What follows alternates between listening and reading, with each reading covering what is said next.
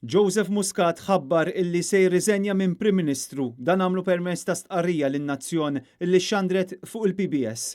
Din id-deċiżjoni ttieħdet wara l-iżviluppi xokkanti li kellna fl-aħħar ġimgħat bil-pajjiż jidħol fi kriżi politika bla preċedent. Muscat stqar illi qed jagħmel hekk biex skont hu jerfa' responsabilità ta' kulħadd anke fejn mhux involut hu. Kien hemm mistaqsieni għaliex issa.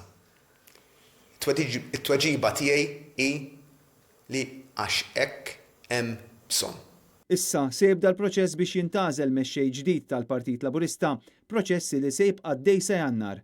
Għalhekk se nkun qed nikteb lill-President tal-Partit Laburista biex jibda proċess li bih jingħażel mexxej ġdid tal-Partit Laburista sa nhar il-Ħadd 12 ta' Jannar 2020. Dakinhar li jingħażel mexxej ġdid tal-Partit Laburista jien mbagħad nirreżenja minn mexxej u nagħti f'idejn il-persuna magħżula u fil-jiem ta' wara nirreżenja minn Prim Ministru biex ikollna Prim Ministru ġdid. Fil-messaġġ tiegħu il-Prim Ministru għamel referenza għall-assassinju tal-ġurnalista Daphne Caruana Galizia u refera l persuna li fissru bħala il-mandant ta' dan il-qtil u rrefera lih diversi drabi u semma kif u l-Kabinet kienu kontra l-maħfra presidenzjali.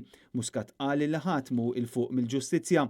Joseph Muscat stqar ukoll id-dispjaċir tiegħu illi Caruana Galizia kellha tinqatel b'dan il-mod u jħares il-qudiem li dan il-kapitlu jingħalaq. Il-verità hi li din il-mossa tiftaħ fl-appert il-battalja leadership laburista, battalja li diġà kienet evidenti fl-aħħar ġranet meta saru kemm il-laqgħa tal-Kabinet u anke tal-Grupp Parlamentari Laburista. Fost l-oħrajn Ian Borg diġà beda jkampanja apertament jimqabel Muscat ħabbar illi se jirriżenja.